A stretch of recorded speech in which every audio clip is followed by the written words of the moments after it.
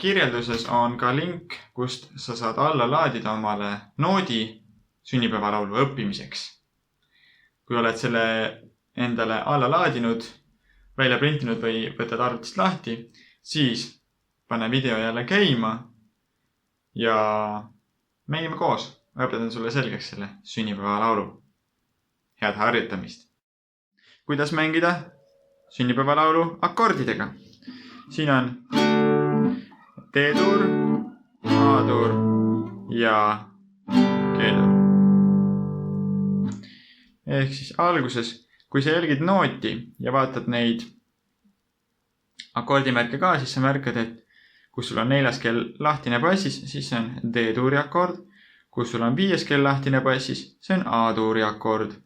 Ja kui sul oli see 3. kell lahtine bassis ühe korra, see on G-tuuri akord.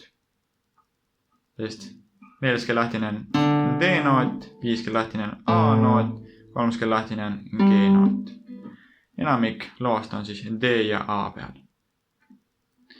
Hakkad algusest pihta ja laulad palju, tõmbad D. Õnne sul, nüüd tuleb A-tuur. Mulle meeldib võtta A-tuuri sellise pisikese barreega, mis võetab 4. ja 3.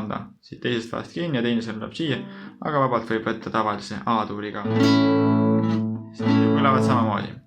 Palju õnne D-tuureks sulle on A-tuur. Palju sama. Õnne sul D-tuur. Palju õnne kallis. Näiteks, mis meil võib olla? Kitarrikodu. Kitarrikodu. Tuli G-tuur. Palju tuleb D. Õnne sulle. Lõpus on kiire vahetus. Õnne sulle. D, A, D. Kui sa seda G-d ei suuda nii kiirelt vajutada, siis soovitan kasutada lihtsalt pane see 4. sõrm või 3. sõrm, 4. on parem, siia ja tõmba 3 ülemist keelt.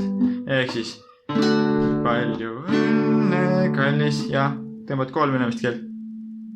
Võid isegi tegelikult 4. tõmbad, aga 3. on parem, sellepärast et siis on see G-bass. Kitarrikodu, palju D-tuur, õnne sulle ja algusest ka. Palju õnne sulle, palju õnne sulle, palju õnne kallis kitarrikodu, palju õnne sulle, palju õnne ja nii edasi.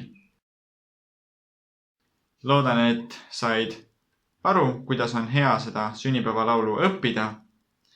Loodan, et õpid selle selgeks, siis on sul alati varnast võtta üks sünnipäevalaul, mida sõbrale mängida.